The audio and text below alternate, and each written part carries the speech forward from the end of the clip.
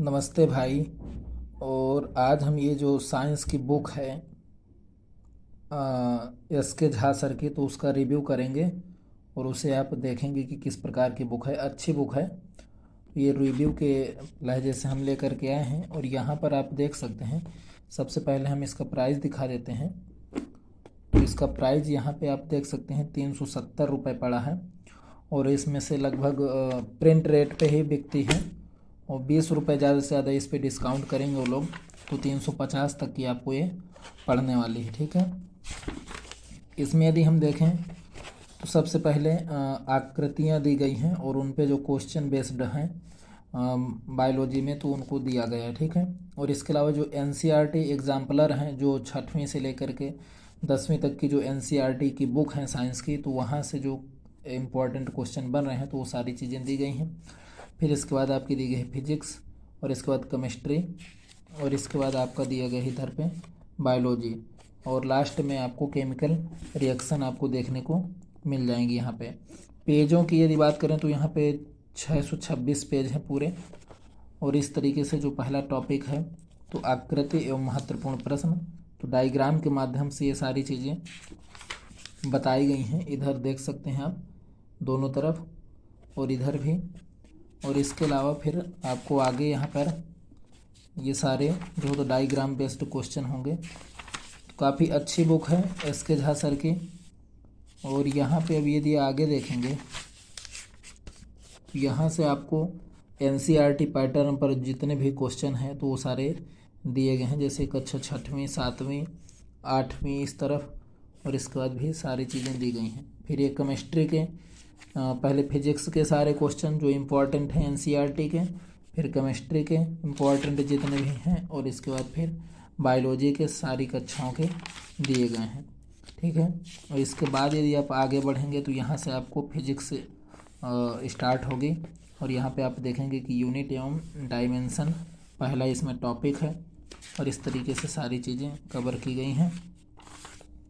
फिर ये वेक्टर वगैरह वाला टॉपिक है। तीसरा है स्पीड एवं वेलोसिटी।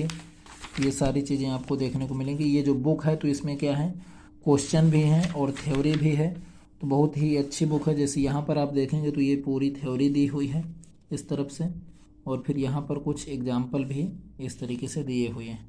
ठीक है। तो ये जितने भी एग्ज़ाम हैं जिसमें साइंस आती है तो वो सभी के लिए जो हो तो बेनिफिशियल होगी। और इसमें से जैसे रेलवे हो गया, एनटीपीसी, ग्रुप डी, सभी के लिए सफिशियंट बुक है। इससे ज़्यादा आपको कहीं भी पढ़ने की ज़रूरत नहीं है। फिर यहाँ पर आप ऑब्जेक्टिव क्वेश्चंस देख सकते हैं और इनको सॉल्व कर सकते हैं।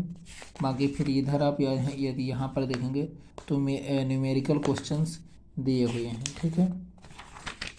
और इसके बाद यहाँ पर आगे यदि आप देखेंगे तो इस तरीके से अगला जो टॉपिक है तो प्रोजेक्टाइल मोशन है। तो सारी चीज़ देखेंगे। आगे हम जो हो तो आपको दिखा देते हैं केमिस्ट्री। तो यहाँ से जो हो तो आपकी केमिस्ट्री स्टार्ट होती है, छोटी छोटी मगर मोटी बातें। तो इसमें से साइंस की सारी जो हो तो बेसिक चीज़ें दी गई हैं केमिस्ट्री की। और यहाँ पर आप देखेंगे तो ये सारा चीज़ इसमें से दिया हुआ है जो अपन लोग छोटी कक्षाओं में भी पढ़ चुके हैं। भौतिक परिवर्तन, रासायनिक परिवर्तन, ये सारी चीज़। और इधर तो सारा आपको देखने को मिलेगा और इस तरफ फिर क्वेश्चन आपको देखने को मिलेंगे। तो बहुत ही अच्छी बुक बनाई है एस के झा सर ने।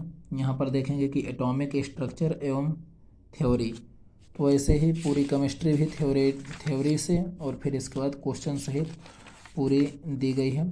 तो काफ़ी अच्छी बुक है, आप इसको परचेज कर सकते हैं। यदि अपन बायो की बात करें तो यहाँ पर आप देख सकते हैं बायो में सारी चीज़ें दी गई हैं। ये पूरा दिया गया है उसमें से बेसिक। और इसके बाद जो अपन सारी शाखाएं पढ़ते हैं, कोशिका का अध्ययन क्या कहलाता है, कोशिका विज्ञान, आकार की मार्फोलॉजी, एक्सटर्नल मार्फोलॉजी, एंटोनॉमी, ये सारी चीज़ें इसमें से दी गई हैं। ठीक है। इसमें से कई बार क्वेश्चन बन जाते हैं, तो ये चीज़ें आपको देखने को मिलेंगी। और इसके बाद इसमें से भी बहुत सारे क्वेश्चन दिए गए हैं। दूसरा जो इसमें से टॉपिक है तो वो क्या है, सेल्स है, कोशिका है। और इसमें से आप सेल्स के बारे में सारी चीज़ें पढ़ेंगे। जितने भी सारी चीज़ें हैं सब दी गई हैं। तो बहुत ही अच्छी बुक है, आप इसको परचेज कर सकते हैं। और इसमें से बड़ी बात ये है कि जैसे अपन PDF से पढ़ने की कोशिश करते हैं तो ज़्यादा हमें PDF से नहीं पढ़ना चाहिए, क्योंकि PDF से पढ़ेंगे तो फिर हमें फ़ोन का यूज करना पड़ेगा, और ज़्यादा हम फ़ोन का यूज कर रहे हैं यदि पढ़ाई में तो हमारे लिए बेनिफिशियल नहीं है, और उतना ज़्यादा मेमोरी में भी नहीं फिट होता है। ठीक है, यदि आप बुकों का अध्ययन करेंगे, बार बार अध्ययन करेंगे, उसमें अंडरलाइन करेंगे, हाइलाइटर का यूज करेंगे, तो वो चीज़ें आपको बहुत अच्छे से क्लियर होंगे। ठीक है, तो मैं तो हमेशा यही बोलता हूँ कि जितना भी आप पढ़ रहे हैं तो बुकों का इस्तेमाल करिए, या तो PDF का यूज कर रहे हैं तो PDF का आप प्रिंट आउट निकला लीजिए, उनसे जो हो तो पढ़िए। बाकी फ़ोन के PDF से यदि आप पढ़ रहे हैं तो वो सही नहीं होगा। तो मिलेंगे फिर किसी अगले वीडियो में। आज के लिए धन्यवाद, थैंक यू।